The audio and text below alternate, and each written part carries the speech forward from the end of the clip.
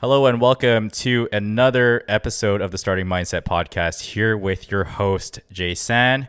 And for those who are brand new to the podcast, this podcast is all about mindset. So anything to do with personal development, anything to do with self-development, anything to do with just improving yourself on a daily basis, where we get people on board here to talk about their story and how they've overcome situations in their lives to get to where they are today.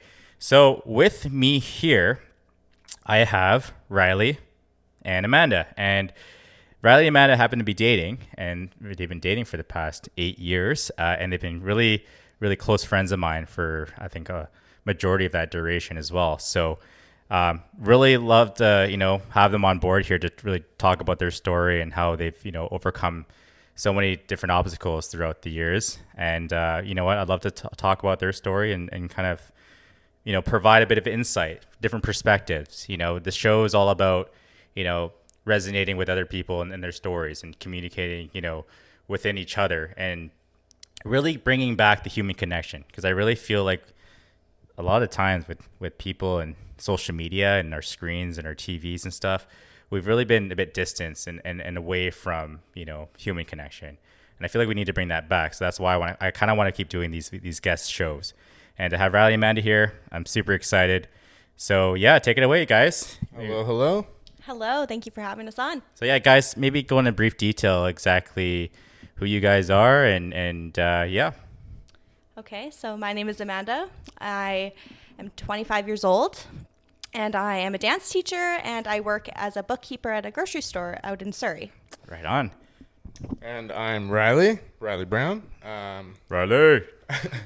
I'm 26, going on 27 in October. I just do landscaping with Birchwood Landscapes for a living, and it's pretty sick. I actually like it. And I was unsure when I first did it, but You've been doing it for a while though, right? Yeah, I've been doing it for like 3 years now. 3 years. But before I was pretty unsure. Not unsure, but I definitely had my doubts at times, especially on like the shitty rainy days. But yeah. I don't know. I don't mind it. How long have you been doing dance for, Amanda? I've been teaching since I was 15 years old. Yeah, 15. So about 10 years now. 10 years. 10 okay. years. Yep. And explain for you guys your guys' relationship. I know, again, I mentioned to the audience here that you guys been dating for 8 years. 8 years, yep. And how are you guys not married yet? Riley? There's no rush. Honestly, there's no rush for it. It's okay. Just kind of going with the flow. Going with the flow, yeah. There should never be like a pressure or rush into it. No. It will happen when the timing's right. Yeah, and in general, this is why I brought you guys on the show is because I've seen you guys progress throughout your relationship since you were just babies. Yep. When we were Fresh out of high school. working at McDonald's together at one point and whatnot. And it's been a crazy process throughout our friendship. I know we have a lot more guys and gals in our group, but in terms of our friendship, how the heck did we meet? Well, Jimmy, ours is quite an interesting story. For Yes, all of let's those start with listening Amanda. who remember Gabby's in downtown Langley, good times. It's a country bar for those who don't know. I have viewers out in. Oh, sick! Yeah, it's a country bar. It was a good time. It's gone now. Sadly, it closed down. But I met Jimmy at Gabby's. We were both very drunk, and Jimmy just grabbed my phone, entered his number, and he put "guy who met you in the Gabby's bathroom." And bathroom is not spelled correctly. It looks like somebody who is drunk spelt it, but that's how we met. And ever since then, we've been friends and have had lots of good times together. And bathroom was almost felt like bathroom or like bathroom. There's a P in there, and I don't know how it happened, but I haven't changed it since. It's still the same. I don't know about you guys. If you guys never been to a country bar before, it's just like most of the time when you go, it's like you're almost guaranteed that you're going to get pretty wasted. And True. And don't get me wrong, this is like back in our younger years and stuff. I obviously don't do that now. But even if I did, I'd probably give the same True. thing. As you get older, you just can't do it anymore. But yeah, that was a very interesting take because I obviously knew Riley at the time, but True. I hadn't met you yet. And for some odd reason, the only time I met you was at Gabby's. Gabby's. And look at us now. Look at us 8 now. years later. But hold up, though. We did all work at McDonald's. So Yeah. not together at the same time, but that's pretty sick, though. I think at one point we did, no? Or No, when I got hired, I think is when you and B Money Braden got moved to Walmart. Yeah. Oh, okay. Because I got hired. I guess it was a big hiring event that they had. And it was like a 2-day event or something. I know they still throw them every now and then, but like. You know what I was doing? I was moving my way up the rankings at McDonald's, trying to be a manager. True. And then my buddy James and Cole were still, at the original location where then they met Riley. True. And then Amanda, I think did you come on board before or after Riley? I got hired in September of 2012. It was going into my grade 12 year. That was my first job. Oh, wow. Working my first job. And how did you guys meet entirely? Did you guys mention that already? I didn't actually meet Riley till December, till the Christmas party that McDonald's threw. We met at McDonald's after the party, and then we followed each other on Twitter and at each other on Facebook. Oh, and who made the first move? Well, actually, funny enough, so Riley actually direct messaged me on Twitter, if you guys remember back then when you would send messages on Twitter. Yeah, who uses Twitter these days? To cover a shift. And I was already babysitting or something at the time. So without thinking, I just gave my phone number, just being like, next time, just text me if you want a shift covered. Yeah. And then I got a text from a number I didn't have in my phone, and it was Riley. And I remember we talked like that whole day, like everything. Back then, I would assume that doing that, like texting from an anonymous number, would be chill or okay now. But like now in today's world, you'd probably be like, who's this creeper just texting me? But true, yeah. I mean, that was 8 years ago. So, yeah, a lot has changed since unless then. you guys didn't date like right off the bat.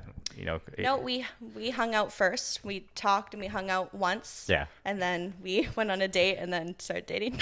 Oh. We kind of just knew. Yeah. Well, I did at least. Well, you knew it was gonna work, right? A lot of people. I felt that way pretty much like after the first time we hung out. So. Yeah, I will agree. Yeah. So typically when people feel like a connection, usually that's when they know it's a really good sign. I mean, just to put it into perspective as well, we did tell each other we loved each other a month in, but I truly felt that way. So. Really? I will also agree again. So where are they? What did you do to make? I'm just kidding. So ideally, it was just kind of more of like just you guys knew that you guys were compatible. Yeah, I mean we're both like now. Obviously, after all these years, we know that like we're so much alike and agree on so many things together, and it's like it just makes the gel like just come together that much easier. Yeah, so it's like I don't know. Yeah. Just in general though, like for most people that you find just get into relationships after a month, it's not really likely to fall in or just say I love you too. Oh no, especially not like I mean it feels like especially not these days. Like I mean obviously I remember when I was like I remember I was 12 and I was telling my girlfriend that I loved her, right? And it was just like but it wasn't you don't anything. know at the time. You're just like a kid. Social media was just starting up, so it's like so many people now are using Tinder and like all these social media apps to date, where it's like for us it was like authentic communication and getting to know somebody, right? Like not just over Instagram and stuff, right? Was it hard working together, like same place, same workplace? No, I think it made it kind of fun. And like Riley the pranking started very early on in our relationship. I remember very clearly I was working in the back doing the burgers and he was up front, and I asked for a cup of water and he put a pack of vinegar at the bottom of the straw. And I was like, vinegar trick. This guy must really like me, hey?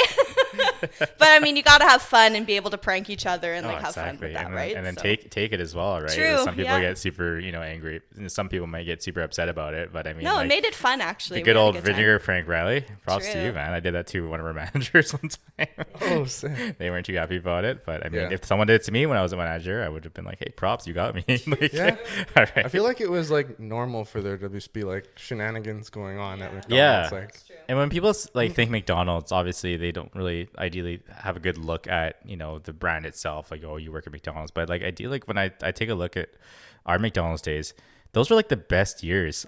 Yeah, true. Of employment. Like, and the training was great. Like honestly, the training at McDonald's is fantastic. Like, you're just around the people and the people that you like, and you're working, just together as a team.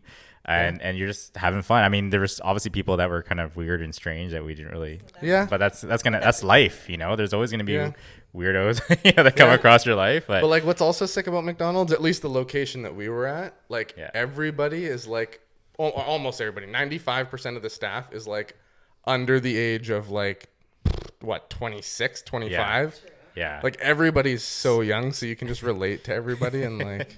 So we would like get together after our shift or whatever, and hang out most of the time, and I think that's how we met, really. Now that I think about it, because we were doing like a bunch of softball, like we joined a softball league within and then I remember you hanging out with James and Cole. Well, James, my cousin, and Cole, my best friend there.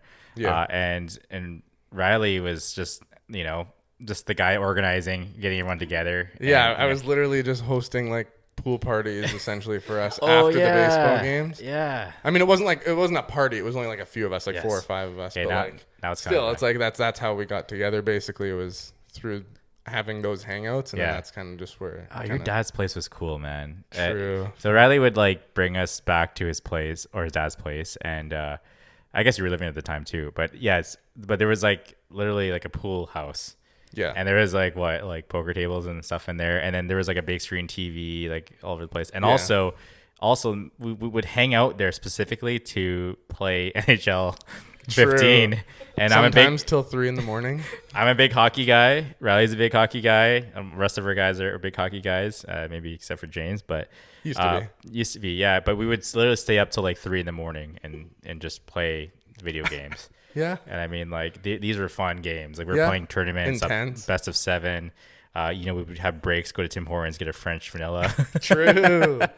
The OG. Yeah. Okay. Yes. Okay. Now I understand. Now, yeah. And yeah, that was definitely a sick pool house, though. I definitely miss that all the time. And having the pool, like thinking about how many times just this last summer, I was like, yeah, I used to have a pool, man. Yeah. Dad had a dope place, and then he got rid of it, right? He sold it. This is quite a ways back now, probably like 4 or 5 years ago. Yeah, at least actually, probably 7 years ago. And then he also had like a nice cabin up north as well. Yeah, up at Sheridan Lake by 100 Mile House. Yes, so that's like 5-hour drive up north. Yeah, 5.5 hours, I think, if you have minimal stopping. Yeah, guys, this place is cool. Like there was just a really cool lake up there. With a nice cabin, obviously, like I think there was like 3 floors, had a basement, and just more than enough room for like 4 or 5 groups. And that was such a fun time, man. I kind of miss it. I wish we can kind of go back and kind of get away from this, this mess that we've been seeing nowadays. But yeah, true. But hey, it is what it is, and we're kind of making the most of it. Now you guys have your, own place here. Yeah. Out here in Clayton. Is it Clayton area? It's like between Clayton and Cloverdale. I'm not sure exactly what it is, but yeah, so it's somewhere around there. It's like right in between. So whatever you want to call it, in my opinion. Yeah, this place is awesome, and I'm kind of glad you let me in your house just to film this podcast. I've been going to place to film podcasts because I can't do it from my own home because I got kids there yelling over the place, making a lot of noise. So, but I mean, yeah, just I guess that's you guys introducing yourself. You got how we met, but in the midst of just your guys' lives as well. Like I kind of want to dive a bit deeper into how you guys kind of got, where you were today in a way. So, Amanda, I don't know if you want to start with this one, but like take us through a bit of your journey and like how you got into like dance and how it became your passion today. All right. So I started dancing at the age of 3 and I instantly fell in love with it. I loved the friendships that I created with it, and I just liked the hard work that it made me do every week. Like after school, I looked forward to it. And at the age of 15, I got asked to help teach classes, and like I knew instantly that I was going to love teaching. Mm-hmm. And so I kind of assisted some classes for a while, and then I finally got my own. Mm-hmm. And again, I fell in love with it. Just watching kids learn from September to June is like such an honor. I love being able to be a part of that. Mm-hmm, mm-hmm. So then high school comes around, and like, the pressure of knowing what you want to do, college, university, there's a lot of pressure around that. Mm-hmm. And I didn't really know what I wanted to do in grade 12. Like I was kind of thinking preschool teacher because I liked working with children. Mm-hmm. And then I decided to take a couple years to just work and figure out what I wanted to do. And I finally decided around 23 that dance was going to be my passion and my route. Mm-hmm. And I took a course from London to become a certified RAD teacher. So now London, like England. Yep. Wow. How long were you up there for? I wasn't there. I wish. I actually could have gone and taken the program in person, but I did it via the computer. Yeah. 2 years. It was really hard. Riley saw me at some of my lowest points during that experience. it was hard, but it was one of the most rewarding and challenging experiences I've ever done. What made you, like, I know, like, with sometimes when people struggle through certain things, like, let's say they get an idea, like, they want to get into, like, dance, for example, and then they get into it, and then they realize how difficult it is. You know, most people might, you know, end up quitting, or most people might end up, you know, not pursuing it anymore, right? But, like, how did you just, like, decide, let's persevere and let's break through this, because I really wanted to do this, right? The way I saw it, it's 2 years out of the rest of my life. It's going to be really hard, but the outcome of it is going to be so worth it. So in those moments where I felt like I'm not going to be able to get through this, I really just had to tell myself, okay, it's a few more days of this intensive, and then you're going to be done, and you're going to be so happy you did it. Because I watched girls who were older than me. One of them was in their 40s. All of us were crying, breaking down. Like, it was not easy work. How old were you at the time? 23. And these girls were, or these women were some 40. of them were 40, some of them were younger. It was teachers from all over, and we were all going through the same thing to get the certificate. Yeah. And it was pushing us to our limits. What were some of the things that you guys were required to do? So basically, we did an intensive out in Richmond. So it was, for those who don't really know dance terms and stuff, but this RAD is... I definitely don't. So yeah. Pretty much, I guess the easiest way to explain it, it's like a school system for ballet. So it starts at like pre-primary, which is like 5 and 6 year olds. Okay. And there's different levels all the way up to when you're like 16, 17. Mm-hmm. So we had to know as a teacher every single syllabus from 5 to 6 up to that age group. You had to be able to demonstrate any random exercise at any point. We had to be put through an examination. It was really hard. Oh wow! So like anything that they mentioned, like a certain move that you had to do, or certain you had to understand how movements progress over time. Had to know all the age, and like that was just like the physical portion. Like learning online, you had to learn about the brain and how it develops, and at certain ages, like why kids maybe aren't picking up certain things in like classes, like when they're with younger or older. Like there were so many things to learn. Yeah. But I loved it. Yeah. When you find something that you can actually like have passion with when you're learning, it makes it so much easier. Yeah, and then you're invested in it. You're invested in it, and then when you, I feel like also, especially I got referencing McDonald's again, because that was like the very first moment in my life where I actually started training people, because you know how there's like different rankings. Yeah. You start off as a crew person, trainer, and then you get promoted to a crew trainer, but you're still technically a crew person, and then you get promoted then a team leader. And then you become a manager after that. So, which, again, like in any company, you work up the rankings. But I feel like, you know, once I started teaching more people and like training more people, I started to understand the job a lot better. Yeah. And I started getting a bit more technical. Like I know a lot of like cooking times and stuff like that, which I don't know why, it's temperatures and all that stuff too. But the more I was teaching it, the more I kind of, you know, it was ingrained in me. And like to have you, you know, go through the years of dance, and then now we're teaching kids like to really push forward your passion. You know what I mean? And it's one of those career paths where I can always be learning and learning something new and expanding my knowledge. I actually just did a course in August this summer about, it's a course just focusing on strengthening like certain muscles and like all of that kind of stuff. So it helps with the RAD program. What kind of muscles? It's called Progressing Ballet Technique. So pretty much it works with exercise balls, fusion balls, lacrosse balls, and it's just strengthening posture, feet, everything. It helps everything in dance. It's awesome.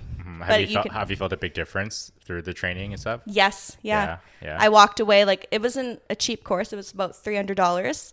And in the moment I was like, wow, that's a lot of money. But after the course, I literally was like, that was worth every single penny. Exactly. Everything. Yeah. And that's like the big thing with life too. When you see certain like investments and stuff towards, and you're like looking at the price tag, you're like, oh, is it worth it to get that? But then you realize, you know what, you know, I've come this far to become, you know, at this point. So why not, you know, take, you know, it felt meant to be, because you know, I've been waiting a couple years for that course to come back. And it was during my week off of work. And I was like, you know what, this just seems like it's the right time to do it. So I did it. Yeah. Yeah. So Riley must have seen Amanda come home all sore, and you know. Riley has seen me go through it all, especially with that whole RAD thing. Like I was staying out at his grandparents at the time, and like, he saw me go through the ringer. So Riley, maybe we'll take over to you. Thanks, Amanda, for that. Riley, maybe just kind of take us through exactly Riley's life. Because I knew you through the McDonald's days as a youngin, and I was at least maybe 17, 18 at the time, or maybe even older, because I was a manager when I met you. So I was like 20, 21 probably. Yeah. Definitely a young adult. But like even before that, maybe I didn't really get a sense to see what who Riley was. I see all these young pictures of Riley, and I'm like, that was Riley. Yeah. But like take us through. That scrawny guy. Yeah, take us through your childhood. What were you into, man? And what did you love to do? I know a couple, but like yeah. Yeah. I don't know. Like childhood, like what age are you thinking? Like pick an age for me to go to. Let's say 6 or 7. 6 or 7. Wow, that is young. Or maybe 8. Okay. Okay. Well, yeah. I don't know. I mean, at that age, I guess you and John kind of touched on this the last episode, like comparing the childhoods to what they are today to what it was when we were kids. Like, if I was going around age 8, I definitely would be love playing like outside, playing hockey, playing with neighbors and all that. Yeah. It's just like. Again, you're really big into hockey, but I mean, at the same time, I met you when you were into baseball or softball at the time. I guess because it was. Sport. But I played a year, maybe 2 years actually, of baseball when I was younger, like teens, like 13 to 15 kind of age. Yeah. And I was decent at it, but like I don't know, I just didn't really have much of a passion for it, and it was a bit of a slower game. And obviously, those of you who know hockey, it's obviously one of the more fast-paced sports out there. So it's almost like the opposite to me. So would you rather prefer hockey over, or like when you were young, like you just kind of you went through the baseball phase and you realized it wasn't? Well, for you? No, I didn't even actually play like any like league hockey until like a bit later on. Like I think the first time I played like ice hockey, which was the first form of like league hockey that I played, I was like 10. Yeah. So it was pretty late for compared to most other people. That's why you were a good skater. I went to the ice rink and you were doing the hockey stop. I don't know if you guys have ever seen that before. You stop with both skates. It's kind of cool. Riley was doing it with one foot, one leg, and I was like, what? How do you know how to do that? Yeah. And figured out you just pick it up over time. Yeah. So I think it's really important to have parents put kids into organized sports when they're young, because I mean then kids have a choice to decide what's right for them, especially with like some families and some dads that are super hardcore to make sure their son's in hockey because he wants to make sure he's the next Sidney Crosby or Ovechkin or whatever. But I mean, I feel like there's also like so many lessons and stuff that you can learn through playing like team sports. It's not. Yeah. I mean, I don't doubt that there are people out there that put their kids in it hoping that they're going to be the next Crosby, but it's like at the end of the day, it's like for the kid itself. Yeah. As well, it's good. Lots of good lessons you'll learn, and working with others and all that kind of stuff. So it kind of teaches us a value about like life in general, because like you hear a lot of professional athletes that, or let's say their profession is hockey, Crosby or Ovechkin or all these other people that many people know, and you see their childhood and what they played prior to just hockey, and they realize that their parents put them in everything. They're just like, just pick whatever you want, but like I hope you're really good at it. Usually they're just like, they're also like just super athletic people in general. Like it's not like they're just good at the one sport that they're like known for playing. They're also good at basketball, baseball. Michael Jordan was in the MLB or something at one point too, and then he came back to the NBA. So I mean, anything is definitely possible, right? But just I guess seeing you were morely in organized sports. I know you're super into hockey because obviously the many nights of NHL together. Yeah. And then we ended up playing ball hockey together. Oh god. Actually, are we going there? We actually became defensive partners, which was just kind of cool because a lot of the teams that we played on together, we had defensive cords that didn't really mesh well together, and then usually they had to get Riley and I on board together to shut things down. But I mean, Riley was usually picking up the slack, most of the time, but me, I was just kind of a stay-at-home guy, not really taking chances, making sure the team was always on top. But Riley was always about making sure that we got the next goal. So, but so to take us from your child, you told us about your childhood. Now going to your teens and stuff, like were you still like into like most of the sports, or like were I still I remember like hangouts on the weekends with friends would be like biking around. Like I was in Brookswood, and then we would bike around Brookswood. We'd go to like McDonald's, 7-Eleven, get snacks, whatever, and then do something outside. I was gonna say, did you have like as a a youngin', did you have any like passions or like anything that you were like hoping in the future? We're like, I want to, you know, how most kids are like, I want to be a firefighter. When I was really young, like again, probably before I turned 14 or 15, I was thinking maybe either teacher or maybe a police officer. Teacher, but wow. Yeah, again, it was very young, and then I was like, as I kind of got older and learned a little more about those two, I was like, I don't think I'm down. So yeah. And it's just the preference as well. It just wasn't like I had that little bit of passion when I was little, but then it just fizzled for sure by the time I was like 15, 16. Teacher, hey? What kind of teacher would you be? I'm going to take a guess. Like I was thinking like, oh, okay. History teacher? No, definitely not history. No, why? Okay, that's close enough. I didn't pick like a specific subject. I was just thinking like. Oh, you just wanted to kind of be a teacher. Yeah, but I was thinking more leaning towards elementary school if I was to go. Yeah. So, So like all the subjects pretty much. And being around the kids and stuff. So that's pretty cool. Yeah. I mean, mine is, you know, around the kids all the time. Yeah. You have kind of a ways with kids. It kind of sounds like you guys would be the perfect parents, you know? So I guess, okay, so you didn't really necessarily you had an idea of being a teacher and then being a cop, found out, you know, ideally that you didn't want to, you know, pursue that anymore. Was there anything else that you had like in the works maybe you're looking towards? No, not really, to be honest. I didn't really have much out there that I was like, wow, that would be like so cool to do. Other than like, you know, certain things that like obviously being such a huge hockey fan, the unrealistic goal of me being like an NHL player, but like I don't even at that time, I'm in my teens, I'm not even playing ice hockey anymore. So obviously it's like literally a zero chance. That would be pretty cool. That would but be like awesome. other than that, like I don't have anything that's like, wow, that would be so cool. But I don't doubt that there is something out there. I just don't know right now even what that is. Yeah. But again, where I'm at right now, I'm happy. I don't think it's gonna be for life, but again, for right now, I'm happy where I am, and I do good work, and I just really like it. It's a rewarding job. So well, that's awesome, man, and I think there's a lot of value there too, because a lot of people think like they're like on a schedule where they have to do things at a certain point in their lives. Yeah. You know, like you hit, you know, legal age, you have to move out, and you have to start a family right away. You have to have your career figured out. You have to have your university figured out. You know, you got to figure out everything, and it's kind of like, you know, why are we on this timeline? You know, we have this timetable of like when things are, it's like an assignment, you know, it's like why are things due like at a certain time of the age? And you know, I'm almost 30, and like John said on the last podcast as well, he was mentioning like he didn't really find his passion until now. Yeah. And he's 30. So I mean, it's not too late, you know, to find your passions, you know what I mean? And eventually it will hit you. Like with me, with this, I've always wanted to do podcasting. Yeah. I've always wanted to do some sort of YouTube thing because, you know, back in high school, I did a lot of films, like in my in a couple of grades, and I aced them. I mean, sick. And then I became a part of the team of in the high school team to do all the networking in terms of like the television. So we did like I went to Clayton Heights Secondary, so I did the CHTV. I was part of that group, make sure that we were up to date with the news and all that stuff too. And I was always behind the camera. I was working with the camera and always working with the editing software as well. I was super into it. That was literally the one thing that I was super into. Besides all the academics, I wasn't really into English. Maybe history was really, you know, sometimes it was, you know, eye-opening. Yeah. Biology, chemistry, kind of, you know, wasn't really my thing as well. Maybe PE and I guess film and stuff like that was really my projection in life, right?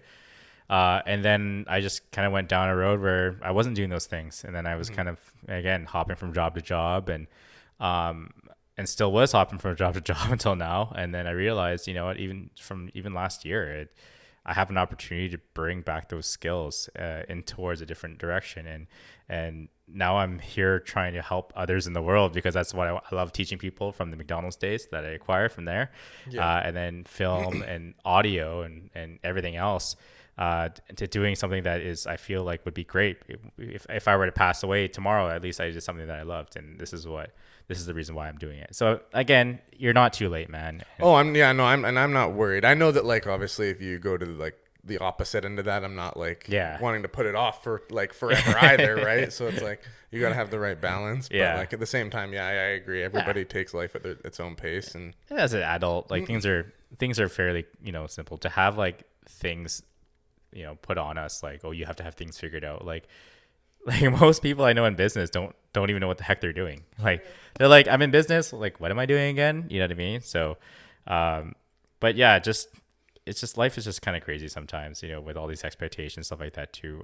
Just to really go hand in hand. But plus, I'm pretty sure I remember hearing a while back. I'm pretty sure the guy that started KFC, was that not like started when he was like 60 something, or even maybe in the early 70s? Like I remember it was an insane age. I was like, no way. Well, I think we're hearing. Again, I didn't check that, but yeah, I think we're hearing a lot more stories, like around that too, like what age people started, certain companies and stuff like that, Yeah. and they're pretty significantly high up there. You know what I mean? So, I mean, you can always, do something that you don't love because your parents told you to do it, and then you live the rest of your life, doing that one thing you didn't actually want to do, versus waiting it out, and then eventually when you find something, then it's worth the wait. Oh yeah. Too late to start and to find something that you're passionate about. Yeah, like my boss just told me recently, his son, which is my friend, went into accounting for like 4 years, and then he got his degree, got a job, and then I asked my boss the other day, I was like, oh well, like how is he doing? I haven't really touched base with him because he got married. He's a busy guy, right? And then eventually he told me, yeah, he's actually pursuing firefighting now. And I'm like, I've heard that a few times. People spend all the money on the schooling, and then they either sometimes don't finish it, or they finish it and then they don't know what to do with the degree, or they find a different path. Like it's a common thing. yeah. And I was like, wow, And it's like, okay. It's okay. I was like, how do you feel about that to him, right? Just to kind of poke at him a little bit, and he's just like, give me that frustrating look. And he's just like, oh man, he's like, but if that's what he wants to do, and he's enjoying it, then that's all that matters at the end of the day. Obviously the parents are like, I spent all that money, but Yep. hey, your son's doing well now, and he's going through all the training and stuff like that. He's doing something he wants to do, and it hit him at an older age as well. He done 4 years, and you've been working at a different job for like three years after that, and then you move on to something else. And I feel like if you're just happy in life, like that's literally the way to go. But well, also though, when you think about like you already made the point earlier, like how many people have this passion of theirs, and then they go out and do it, and then they actually are like, oh, this isn't quite what I thought it was, or this is more difficult than I was expecting, or whatever it may be, the hurdle. But like, how many people change course that many times in life? It's like, most people probably do change 4, 5, 6 times. Just because someone happens to find their path right from, a young age doesn't mean that everyone else has to. The way I like about you guys too is you guys, like, you guys don't really care about the naysayers or any of that sort too. A lot of people face like some sort of pressure from how society or how people around them, their environment, like expects them to be, and then they're just like have to have like the certain persona to be that way. But for you guys I used to, like before in high school and pre-high school, I was like that. I was built like that. I was just like, and it's probably just the way that, you come up with school anyways, everyone wants to say, be a part of the popular group, and you don't want to be, like there's just certain groups and cliques. Is that? It's weird, but like, why then are after high like school, that? you're like, what? Like I was not a part of a popular group of any kind or anything like that. But like, that just probably even helped me that much more to come out of high school and be like, that was literally for nothing. Like, I mean, obviously some of the friends that stay together and whatnot are their own groups, but like, those groups mean something in high school, but as soon as you leave high school, you don't talk to anybody. It's like, unless you're friends with them, obviously. It means nothing, and you don't understand that till you leave high school. You're too busy trying to impress everybody, and then it's just like, why am I impressing this person that I give, no offense, but 2 shits about? Like, I'm impressing you for nothing. And I'm wasting my energy doing it. It's a two-way street. You shouldn't be putting all this effort in just to fit in with somebody. Like, they should just accept you for you. Yes. And you don't have to work towards that. Absolutely. And that is so true, man. Why are humans like that? I don't know, man. It's it's built in us, though. It's like you think about like people watching, like you just do it automatically. You don't even think about it. Well, you think about it, but I mean, like you don't intentionally do it. You're just looking at someone, and like you probably have had a thought about them, and then been like, why did I think that? Like, why am I doing this to that person? Like, why am I just shit talking them in my head? Like, why would I do that? I feel like for some people that kind of go through that, it's more of like a condition that they've been kind of maybe programmed prior, to their younger days of maybe learning from being taught from their parents or maybe having an experience or in school, right? And it's kind of like difficult sometimes to comprehend sometimes with these people. But I mean, our subconscious is so weird like that. So why we start thinking these certain things about certain people or wanting to fit in. And like for me in high school, like I was always cool with everybody, you know what I mean? And ideally, like I tried to fit in with the popular group, but like half the things that they were doing was like ridiculous. So I kind of always distanced myself a little bit away, but like always came back. But again, like now after high school, realizing that how stupid that was. True. Seeing all these guys, they literally also hang out with each other. Like I don't doubt it. Which is cool. Which like, and they're probably most of them are like the same type of people too, which is kind of funny. They are the same type of people too, but like all the other people that used to be in that group all kind of dwindled and went on their own path. But like, and they realized like that stuff didn't matter, you know? Yeah. Like at the time, it must have been fun, like to be. You know, and that's it too. Like for like again, it's probably more so say the popular crowd, like those for them, like for most of them I would guess that like those were like kind of their glory days, like they grow up and then like if they remain being like the same type of people, you're probably not making many friends, and then it's like ooh, now you're getting lonely and you're just always stuck in thinking about the good old days when you're in high school. It's like why are people like that, you know, like in these cliques and you know think about the whole glory days and stuff like that? Like do you guys feel like social media is kind of like the current days of, you know, popularity, like, you know, the popular groups nowadays? Or because like you go through it obviously in school probably just the exact same, if not maybe even actually more intense these days, because it's like everybody, like I think of like when I joined Facebook in high school, it was like I think it was grade 10. So it's like for all these kids who have iPads when they're like 6 years old, it's like they probably get into social media at such a young age that it's like they're talking about it in like probably grade 4 or 5. Like and there's like you've seen how like social media progressed over time too. Like Facebook was all about just status updates. Oh yeah, just what you're up to. And then I went to like photo sharing and like adding friends and actually connecting with them and stuff like that. And then all those damn ads came in. Yeah, and I don't know if you guys are around when MSN was here. Like Facebook kind of phased out the whole MSN. The chat MSN. The chat, yeah. And then OG. And then what came after Facebook? Twitter, maybe. Twitter, because nobody was really on Instagram. I wasn't. Instagram came out in 2013 or 2012. Yeah. Okay. Yeah, Instagram was quite late. Facebook wasn't even the first. Like MySpace was before Facebook, wasn't it? Yeah. MySpace. Yeah. Well, it was like MySpace, and then local area we had Nexopia, and then there was like some other sites that people were on, but mostly everybody was doing Facebook, I feel, or MSN at least, because the whole MySpace, I wasn't really on top of that. You know, people were same.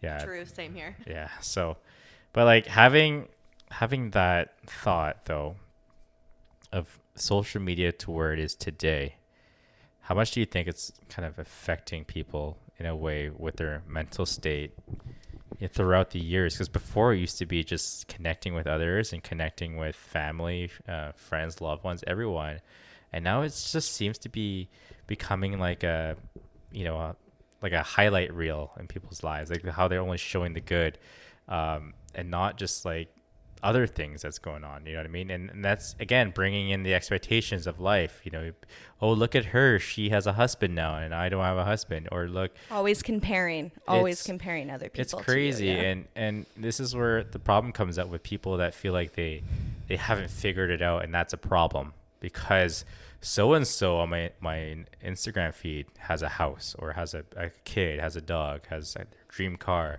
and has their career and everything. And almost feels like a competition, like you should be like in that same realm as them, right? And I kind of understand now, like why people are so, you know, like they have issues with their mental health. Mainly. From a female standpoint, social media is horrible for comparing of like how you should look and what like the standard is for a female and what she is supposed to look like. Yeah.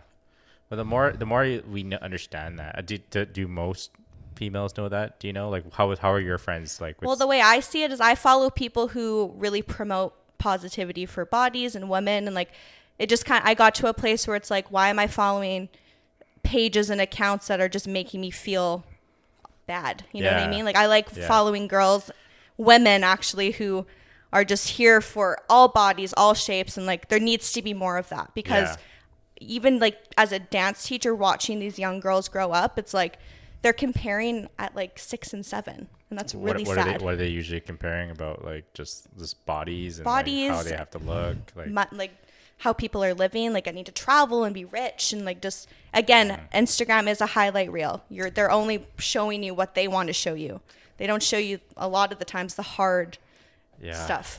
Wow, that's good. Which they should. It's refreshing to see when somebody is actually going through something that you can relate to, and it's like makes them more human. Yeah, and again, this platform, imagine if I just made a podcast about, hey guys, look how rich I am, or look how successful I am, buy my course, you know what I mean? And it's not like that. And it's a journey to get where you are. Yeah.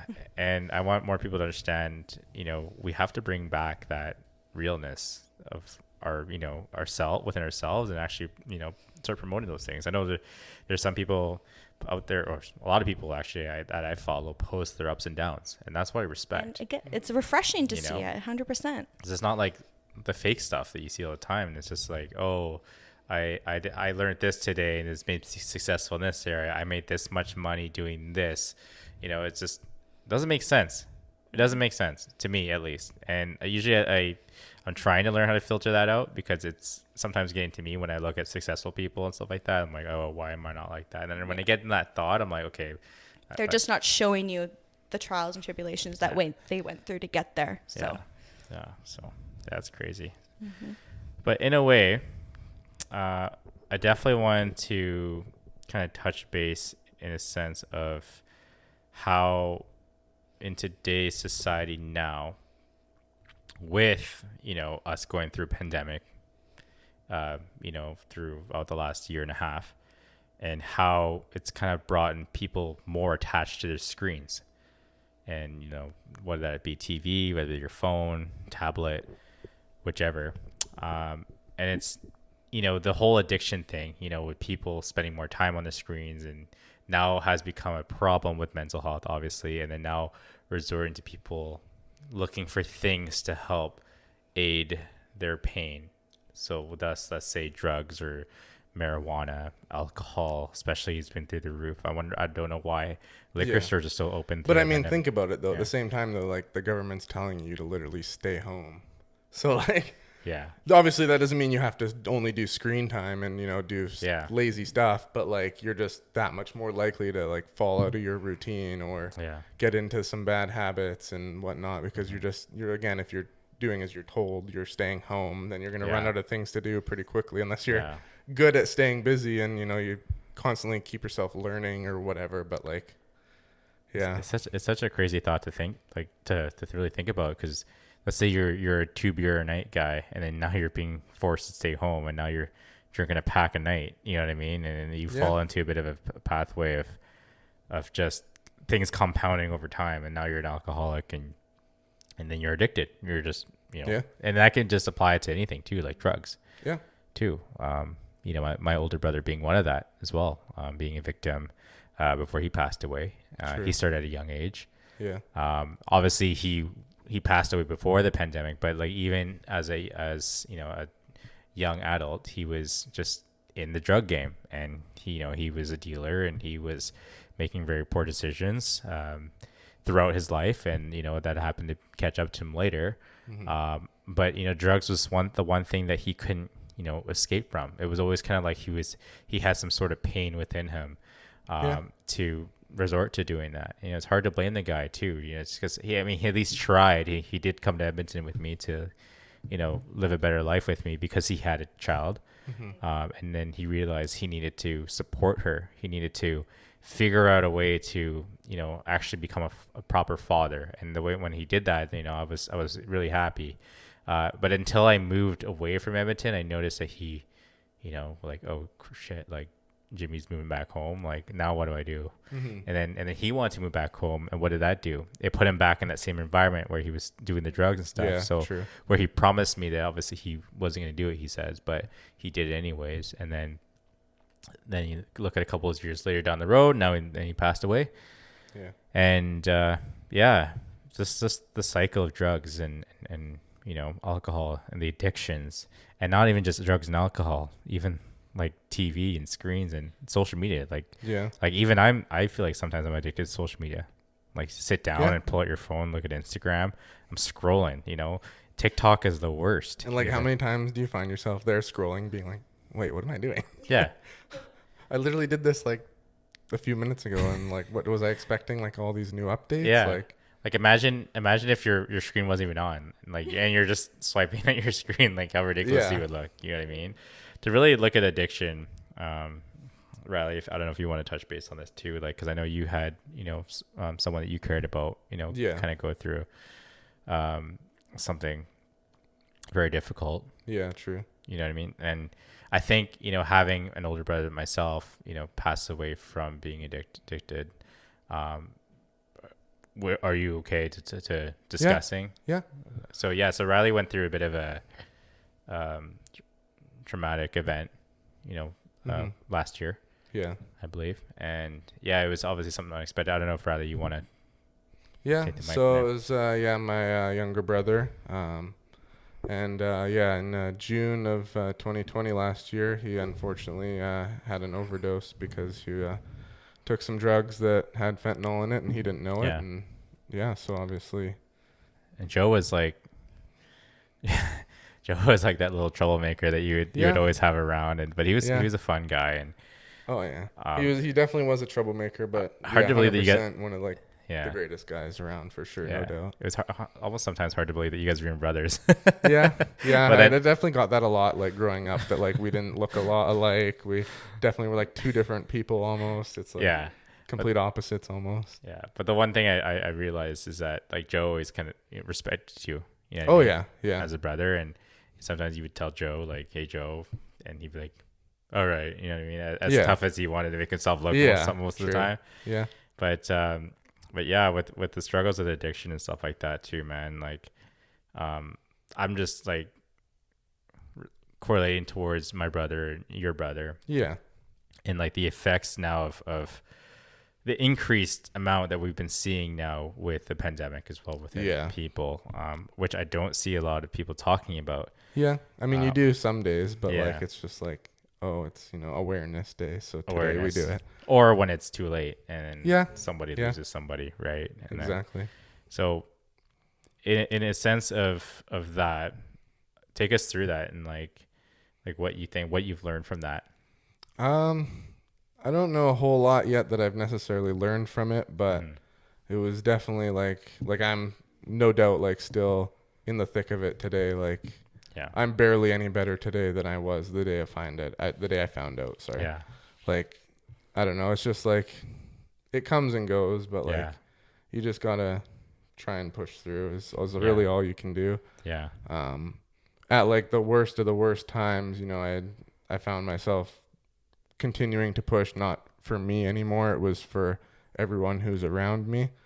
Because I think of like, obviously, like, you know, Joe's gone, and I look at all these people that like are affected by his loss, and it's like, obviously it's so sad. And then I think like if something was to say happen to me, then it's like, obviously, like it's in a way kind of like selfish. I see it as, it's like, I think of all the people that I would affect if I was to do something that I would regret, then it's not a good idea. So that's a good way to put it. I don't think a lot of people think of it like that. Obviously they're kind of more on self versus than on others, and that's how it was for like the longest time. Cause I was just like, I had nothing else in my vision. It was just looking straight ahead. And it was like, I don't know. I couldn't see like another day, like kind of thinking. It was just like, I don't know. I was just obviously so traumatized, but it was, as time goes, it slowly heals. And again, I'm, if I'm being honest, I'm barely any better today than I was the day I found out, but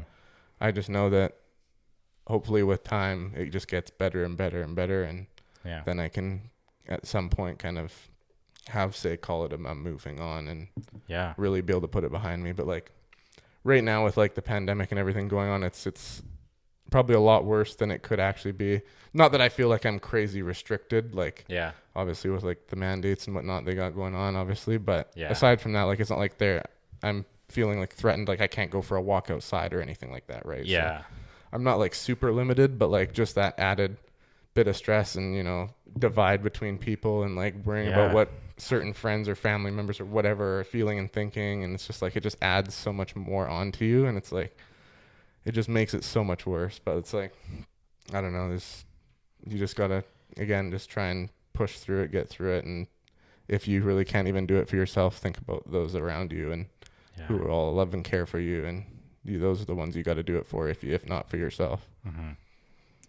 Yeah, man, thanks for sharing that, man. Yeah, I know it was tough. We haven't like really talked about it. No, I don't talk to like really anybody about it. I've had like 1 or 2 talks with Amanda, 1 or 2 talks with my mom. Yeah. One like kind of talk once with Cole that one time when we went to the brewery by my mom's place there, remember? Was I there? Were you there? Was I there? I thought you were there. Maybe not. Apparently I know Michael was there. Michael was definitely there. Oh. So that's probably why I just assumed you were there. Even though not just because you're there. I don't know. Michael's there, but I've been no-showing a lot to events this year. Oh, okay. Well, okay. I had like a little bit of a talk with Cole there, but like again, it's like I know for most people probably talking about it does help. Yeah. But for me personally, I don't know. It's just I don't know the way I'm built. I guess that's okay. I find talking doesn't like. Yeah.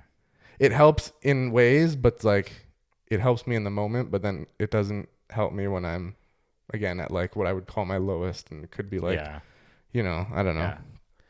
Well, man, I know it's not easy talking about it, especially when you're not necessarily fully healed from it, right? Like you say, right?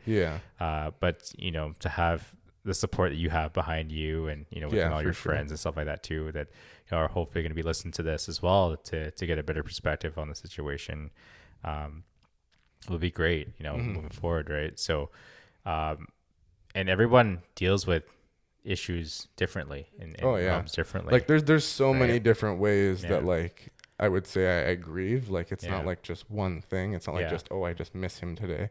It's like I could be going to the store and like I see someone that looks like him, or I see a van that like looks like the van that he drove, the Honda Odyssey, and it's like there's just like literally hundreds and hundreds of things in each and every day that constantly just like remind me of him. And it's like again, like for the most part, it's like it's shitty, but it's I don't know. I'm just again pushing through, hoping that one day it kind of just cools down and I can kind of move on. But like I think of like again with the pandemic going on, and obviously this, it's like most of our days we're actually not doing much. Like we're fairly like on the more being lazy side, just because like I don't have like the energy, and I'm sure Amanda can agree that she doesn't a lot as well. And it's just like lazy. I don't know, like before all this happened, before pre-2020, say like I thought I understood like mental health, and I like had like that kind of awareness was just like, oh yeah, I support that. But it's like now that it's actually happened and like I'm in that scenario, it's like it's a demon that you can't even like imagine until it happens to you. Like it's just again so many things throughout the day that I could just be like going from like a really good mood hanging out with you guys or something like that, and then I go home that night, and then it's just like I go to bed and like I wake up in the middle of the night, or I'm struggling to fall asleep, and it's just like I'm just sitting there with my thoughts, and for the most part they're not usually good thoughts. And but like I try and catch myself when I'm in like those really dark thoughts, because obviously it's not good to be in there for too long. But I try and like just when I catch myself, I try and like almost try and find a way to get it to go into like a more happy kind of vibe. So like if I'm like just like say really missing him or something like that, it's a certain memory that I happen to think of, and it's like fuck, I miss this guy. It's like I don't know, I try and transition it into like thinking of him in a way where it almost puts a quick smile on my face and like gets me out of that little rut.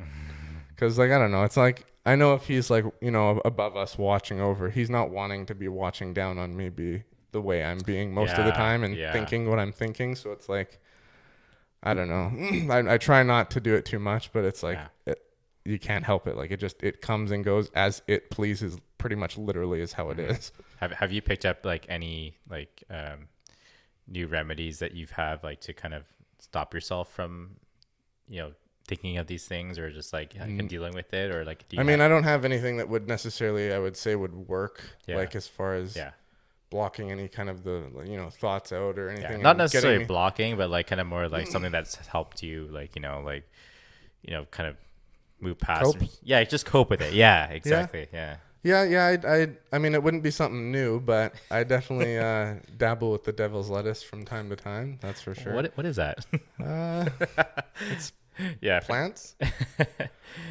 But yeah, no, I do use that from time to time, and it's not even necessarily for that specifically, but it certainly does help at times. Yeah. It just, I don't know, it puts you into a different mindset. So you go from being like, bummed out, say, and then you have some and, smoke up, and then you're feeling kind of good. I mean, there are people out there, obviously, who smoke it and they get paranoid and stuff. So it's not like I'm advising anybody to go out there. Like me.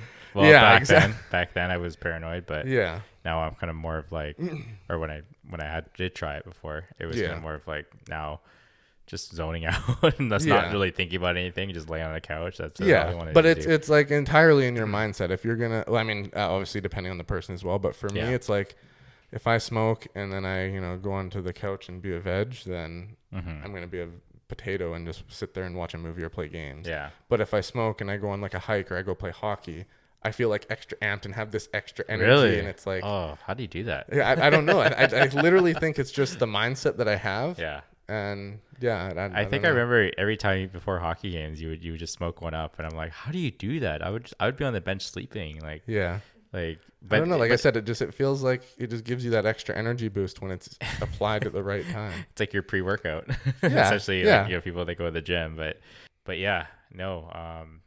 And you said it's been helping a lot throughout the years, or you've done it years before. Right? I've definitely been doing it. I mean, I wouldn't say like consistently for this long, but like I've definitely been doing it for like many years. Yeah.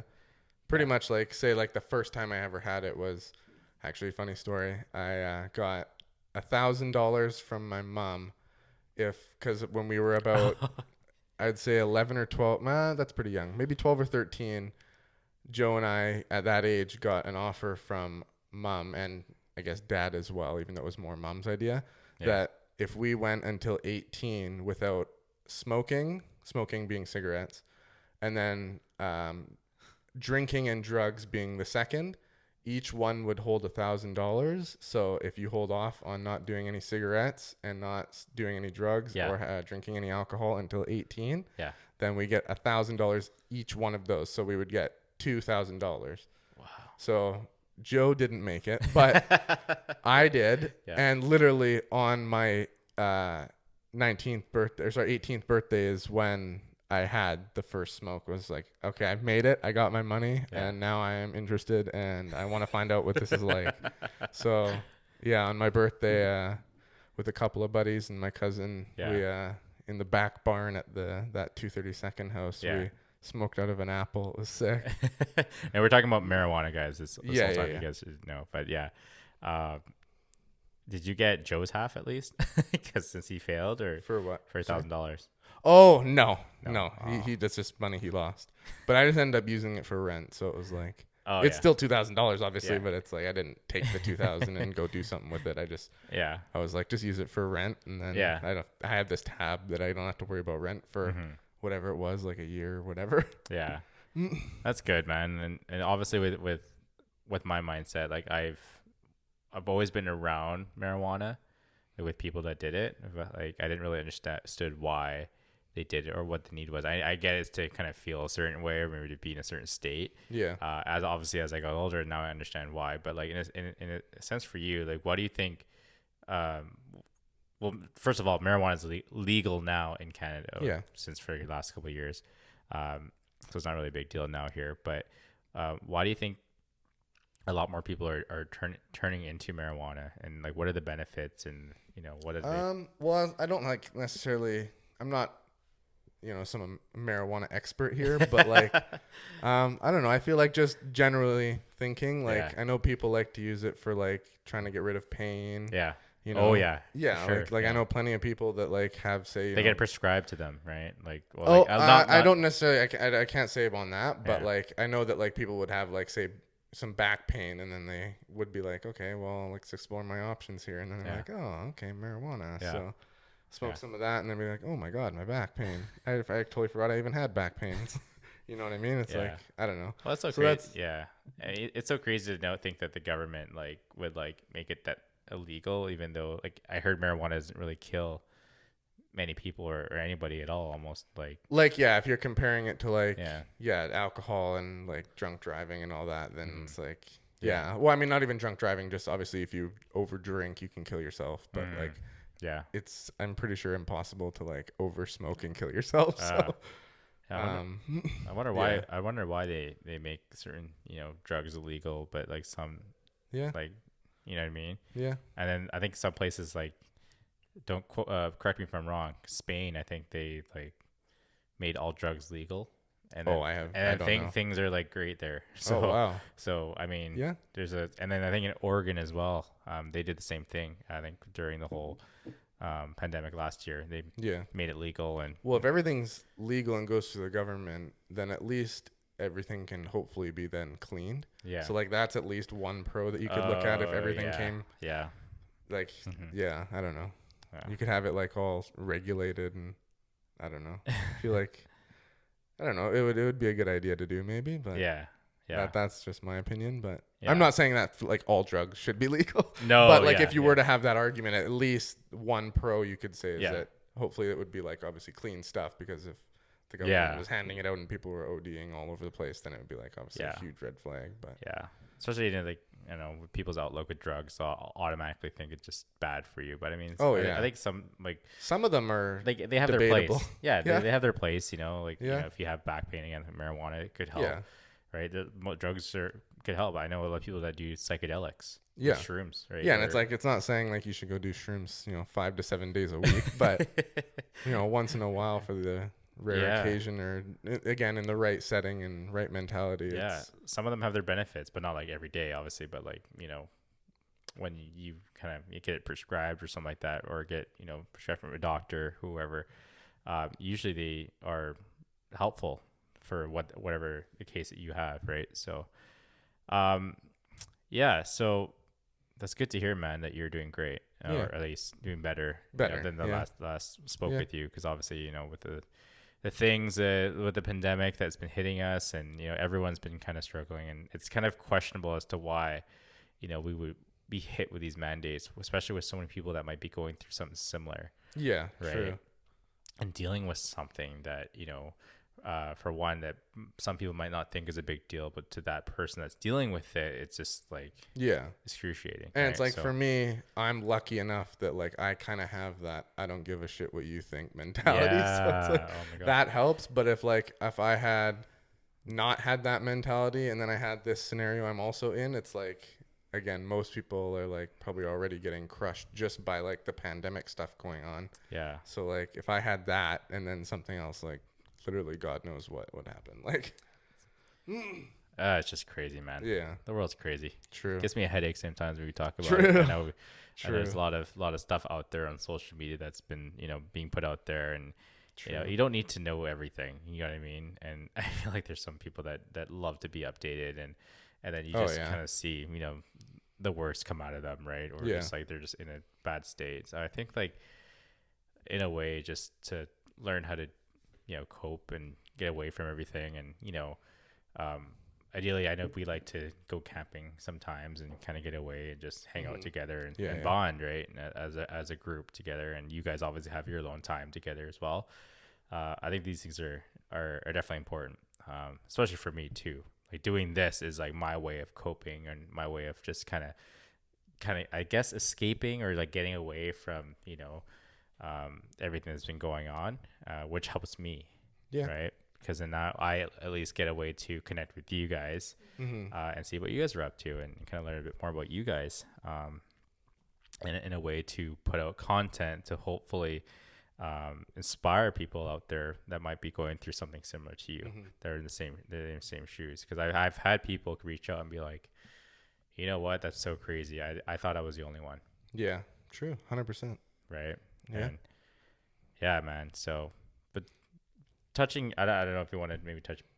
Well, actually, on your one comment there about inspiring, I just wanted to elaborate too on the situation I'm in.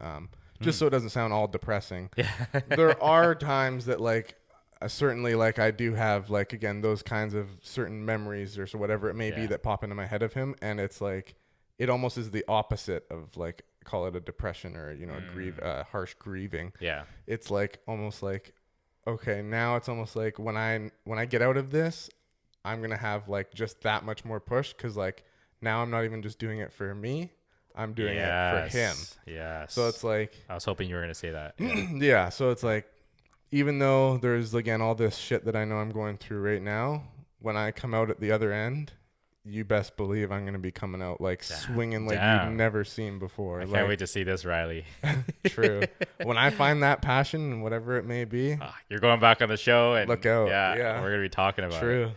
Holy crap. Yeah, no, it's a really good way you put that, because I visited my brother at his grave. Oh, yeah. Actually quite recently. It's September the 1st. This is his birthday. Oh, and I visited him again on the date that he passed, which is June 11th. And both moments that I had to reflect while I was there with him, just like talking to him, right? Yeah. Man, it brought like obviously tears to my eyes and stuff like that too, like having a moment there with him. But just thinking about like the things again, like what he would do, what he wouldn't do, how he would act, how he would expect me to act, how he would want me to kind of take care of the family, you know what I mean? Yeah. And then I would think about like all the dumb things he would do, which was just funny and at the time, and just reflect back on those moments as well, and just kind of always kind of knowing and that he's always kind of looking down on me. I've really made everything about this platform that I've built so far about him, right? Like in a way, like I know he's watching me, and like if I don't feel motivated, he's probably looking at me like, you dumbass, you better get out of that bed and make that content, put it out there. Because I know he would be the guy to do it. Yeah. You tell my brother to do anything, he would do it. When some kid bullied me in high school, and Joe is the opposite. Oh, is he? you tell him to do something, he says, "Fuck you." You do it. Yeah, like in high school, some kid would bully me. I told my brother, I'm like, "Can you punch him in the face?" Like he would literally get up a minute later and go punch the guy in the face. Like, yeah. But I'm not saying like take action like in that fashion. Obviously, no, don't resort to violence. But like the dumb things he would do would be hilarious for sure. But yeah. But like similar to that, that's like again how I think of like Joe. Like one of the things that I think of when I think of him is like how he was like so hard to be, driven to whatever it was his goal was. Yeah. He was going for it. Whether it be like working out or trying to do something. Like I remember. Oh yeah, he did work out. Remember when I was, did his eulogy? Remember we were talking about that one story where he wanted to go to Faded in the Park. Okay. And he didn't have he didn't want to spend the money to go in, so he ended up making wristbands to get in. So it's like again, they're like if it's me in that scenario, I'm going, okay, I wanted to go to the Faded in the Park, and then I look it up and I'm like, okay. Cost us ooh, what? that much? Nah, I'm good. And then there's Joe, obviously, who looks at it and goes, okay. Well, that's a little expensive. I don't think I'm down. Hold on. No, I'm down. I mean, I'm down not to pay. So how do I get into this without paying? Oh, okay. Make wristbands. That's what it is. Yeah. Genius. And it worked. It worked. It did. So obviously you did a good job, but. So that made him think really outside the box to do it again, you know what I mean? Yeah. Or for someone else, right? Oh, yeah, probably. Oh my God, that's hilarious. That's I can just see Joe doing that. Well, I wasn't there, but like it's believable for sure. Oh, that's yeah. something Joe would do. So yeah, that's awesome, man. Thank you again for sharing that, man. But moving forward, like you are good now, right? Well, at least kind of coping through it right now. Yeah. Again, I'm still in the thick of it, but like taking it day by day kind of thing, and yeah. So moving along now, I really wanted to kind of touch base between you guys actually, and your guys' relationship together, because I know the topic of relationships hasn't really been discussed on this episode. Maybe I had maybe a couple, but to really talk about 8 years of being together. Life obviously has its ups and downs. Relationships are the same thing. So with you guys, I know it probably wasn't, handy dandy, happy. Yeah, maybe we can pass over to Amanda. Take us through your guys' relationships, and maybe go through like the lessons or the moments that you guys, or anything you can think of that has helped you guys become, the Riley and Amanda of today. Like what what made, I know there's like the compatibility thing, the connection, you know, working hard, you know, to make sure you guys are aligned in your, not only together, but within your lives as well. Yeah, so take us through, like, because I know there's a lot of relationships out there that, you know, are striving, that I see on social media. Again, you know, I'm seeing the highlights. Seeing the highlights. And, you know, some people might see that and might think, wow, they have the perfect relationship. Like, what do you have to say to stuff like that? I think you have to be in the mindset that your relationship is yours. It's not anybody else's. Stop comparing it to friends, social media. Like, it's something that you are working on with your partner. Yeah. And everyone else's opinions shouldn't override that, you know? Like, yeah. We've been through a lot. It's been ups and downs, but at the end of the day, it's like we're here for each other. We got each other's backs, and we've been through hell and back, and I think we can do it again. Yeah. Especially with the last couple years and everything that's occurred. I feel like we're the strongest we've ever been after 8 years. Wow. But let's just also add that, again, it has been mostly a cakewalk. Like, I mean, you compare it to like most other relationships. Yeah. And they're probably having like multiple fights a week. We like never fight. Like, literally, I'm not even joking. We almost never fight. I can't even think of the last serious fight that we had. We've maybe had like one or two ever. I'm not even joking. One or two fights ever that were actually what I would call serious fights. Wow. And again, I can't even remember what they were on. So like, I don't know what it was, but like, again, anything that we have like is more of like a argument / debate, call it, not like our kind of trolly ones, but like just like an actual more of an argument debate. You go back and forth. And then again, just because we see the same on so many things with that conversation, we end up being like, oh, okay, we find that middle ground or whatever it might be. So it's always about finding the middle ground between you two, which most, well, like, not always, but like I just mean like, just like, if that's the scenario we're in, it's just like, it's not like, I want it my way, and no, I want it my way, and it's like, well, fuck you, and, you know, it's like we're really good at that. And do you find like most relationships with the problems that they have, like, you know, don't really like have that kind of structure? Like, you mean, like, you know how people kind of get in the wrong relationships, and then, you know, long term they realize that they're with the wrong person, kind of deal. But you guys kind of like realize that no, we're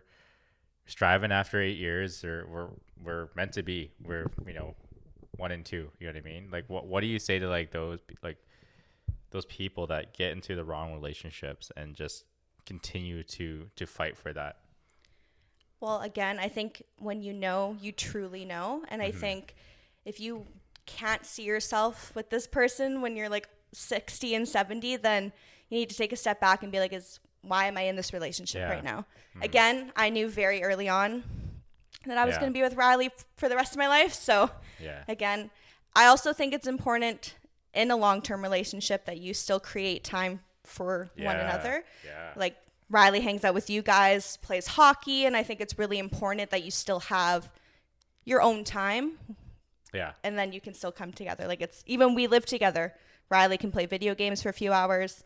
I can go watch some Netflix and YouTube, and I'm super happy. We're under the same roof, but we're still being able to do our own things and have a good balance of that.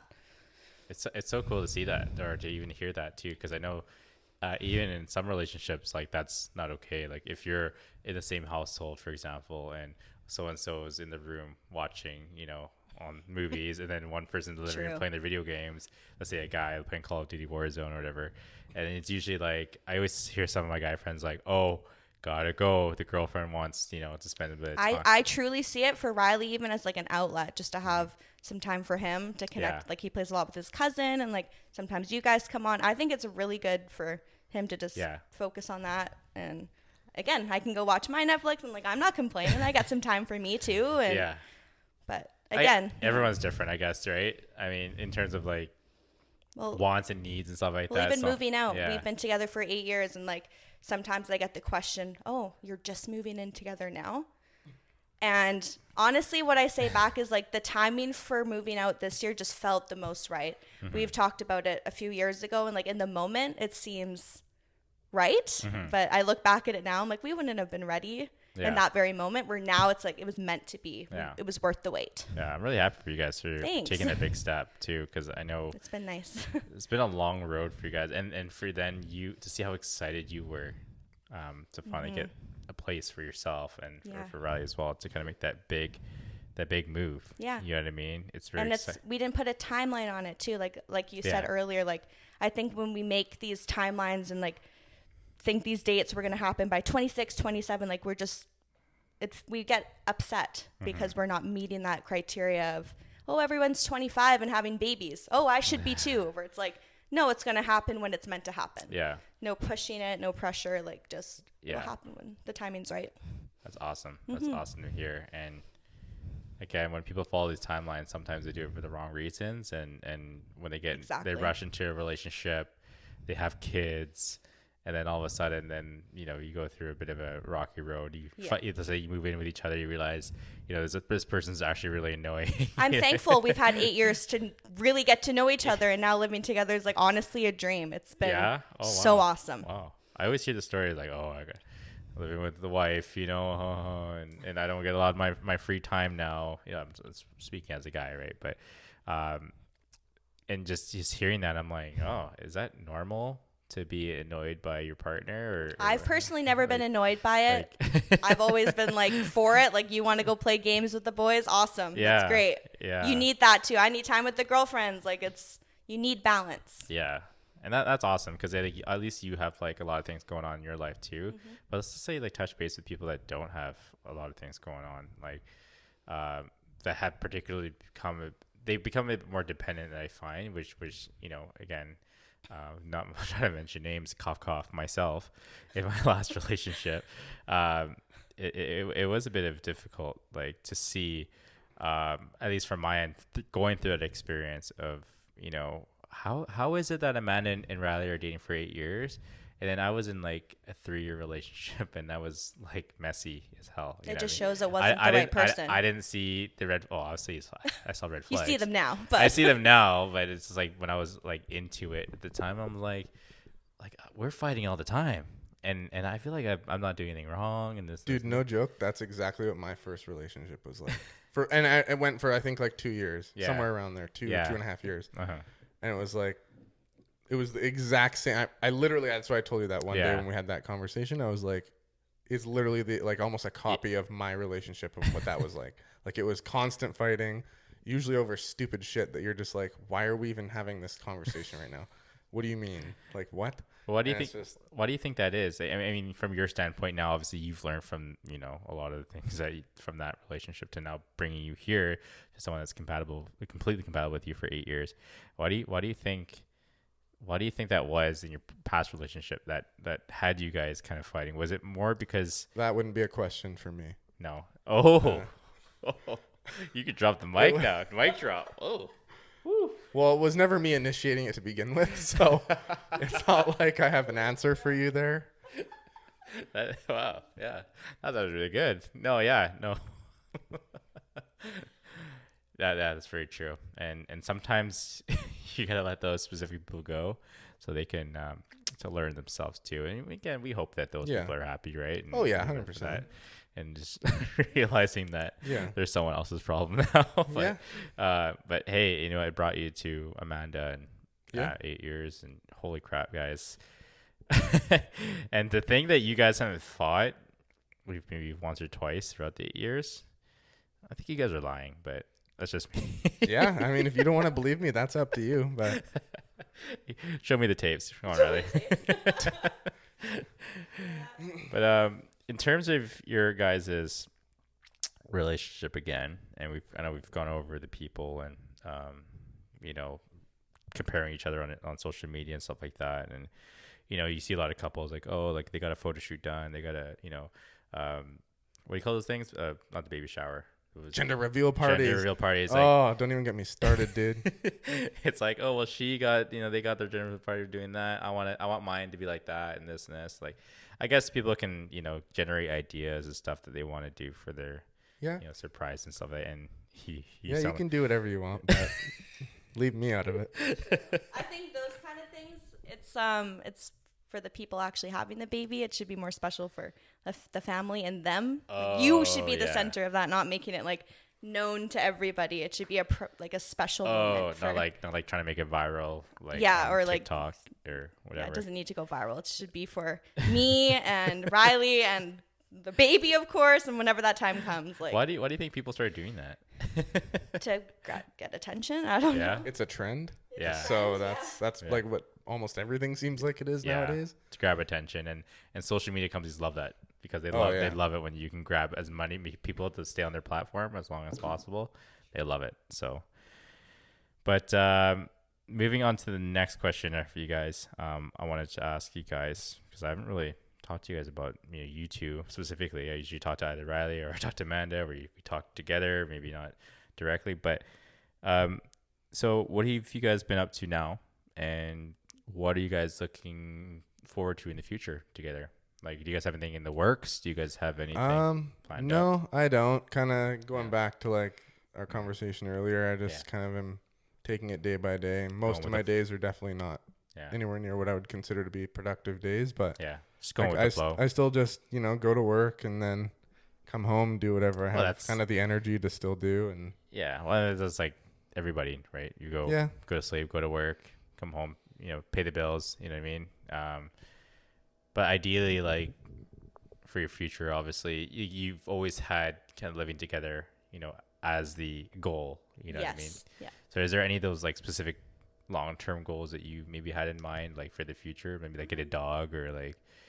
One day for a dog for sure, but to be not here, we can't have pets here, but to be completely honest with you, like finally reaching the moving in goal, I'm honestly just focusing on right now and soaking every day of this in. Wow. Because I've been waiting years for this, and it's so nice that it's actually happening. Mm-hmm. Sometimes it doesn't even feel like it's real. Because I've been thinking about this moment for a long time, so it's very interesting. Just enjoying it now. You guys are like the only people I really know that like to live in the present moment.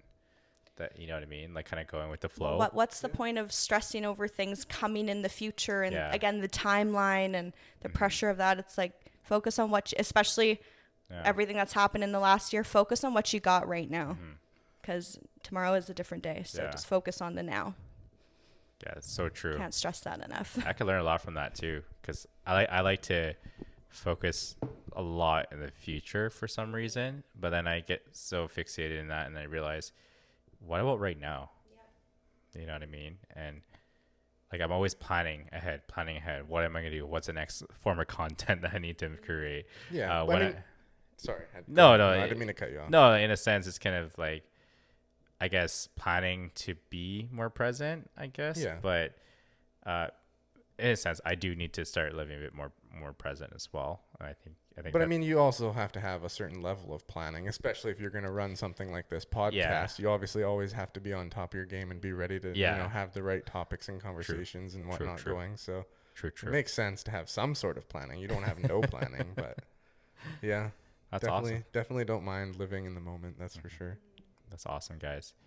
And it's really good to hear too, because usually within our friend group, there's always, some friends that are doing one thing, you kind of know what they're up to, and if one's kind of going with the flow, then there's me kind of, looking to build something in the works, and then, and then having you guys, we're like, oh, what are they up to? Yeah, definitely nothing fancy at the moment, but... Well, that's a good thing. That's nothing wrong with that. Yeah, 100%. Yeah, just taking care of our health and whatnot. Mm-hmm. And I don't doubt that, again, down the road, that when the time is right, that I'll have something that I'm going to be working on. But like, I just, for now, it's just, that's not really a big thought in my head. It's, my focus is again more on just the health and mental health and all that kind of stuff, and just getting better and make sure all that stuff's in order. So man, I can't once we get through that, then, then we can start thinking about, all the stuff that I plan on doing and whatnot down the road. And I can't wait, when the day that something clicks for you and you're just super passionate, and getting you back on the show, and hopefully the podcast is still off, and seeing what you're up to and all that stuff too, man. But I wanted to ask maybe just a couple more questions. That's fine. I wanted to ask this question to all of my guests. I did it with John on episode 30, and the question was, are you happy? And maybe we'll just do just individual person. Okay. So Amanda, let's start with you. Amanda, are you currently happy in your life right now? Yeah, I am. Yeah. Yeah. I'm happy with, of course, my relationship, and I'm happy that I'm really focusing on myself and, of course, mental health, and really taking a step back and seeing the things that are maybe triggering my mental health and things I need to cut out, and honestly just putting a bigger focus on me and health. So for right now, I would say, yeah, you know what? I am happy. Yeah. That's awesome. Riley? Yeah.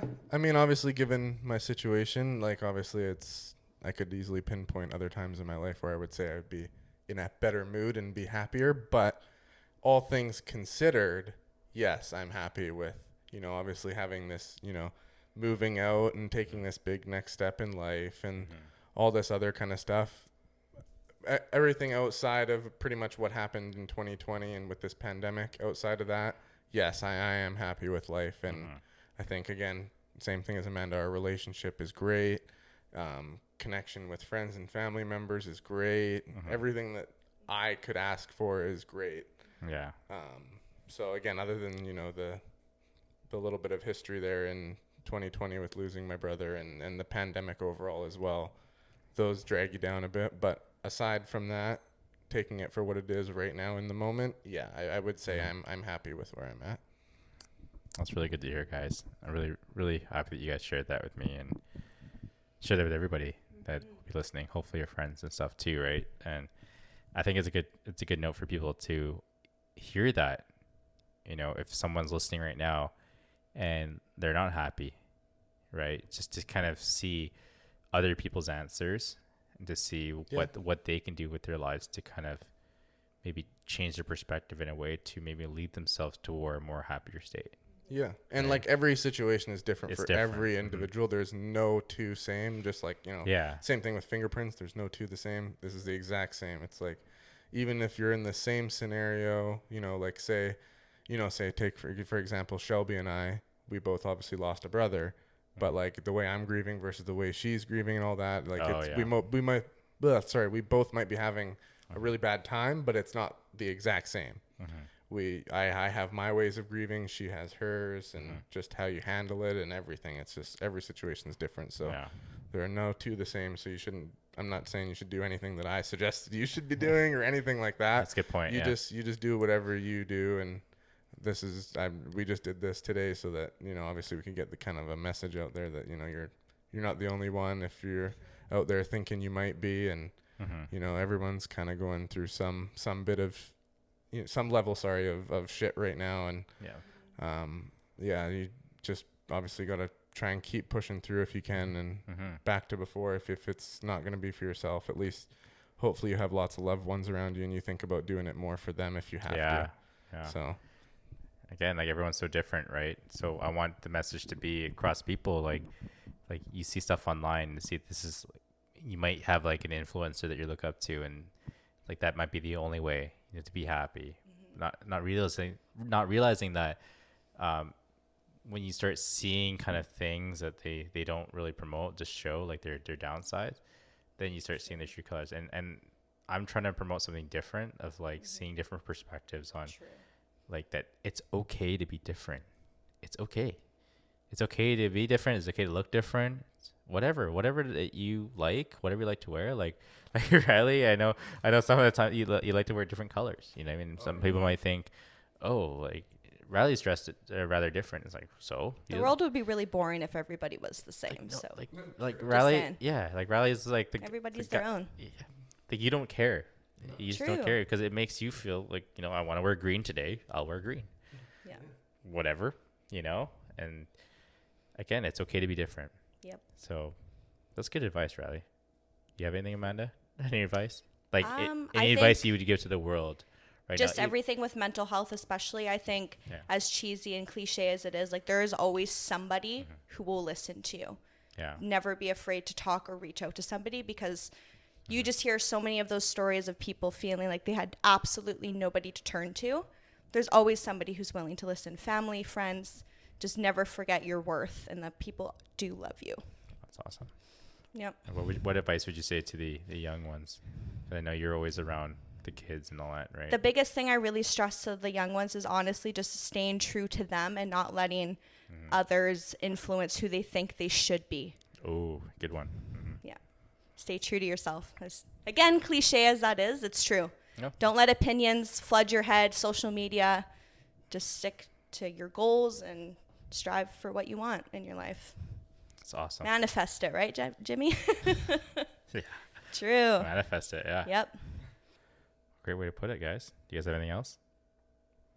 I guess I'll just close it off here. So, guys, thank you again for listening. Yeah, thanks for having us on. This is Thank you, Jimmy. Riley and Amanda. You guys have been, one of my closest friends for a long time. And, to have you here in this moment with me to talk about your lives and what's been going on, it's been, such a crazy roller coaster of events and emotions throughout the last year and a half. And I think now has never been such a great time to start talking and talking and catching up with everybody and seeing what they're up to. Because, having John on was amazing, right? And then now introducing the platform to now more and more closer friends, so people get to have an idea who my friends are. I think it's going to be great moving forward for the platform and just hopefully growing it so more people can relate and connect.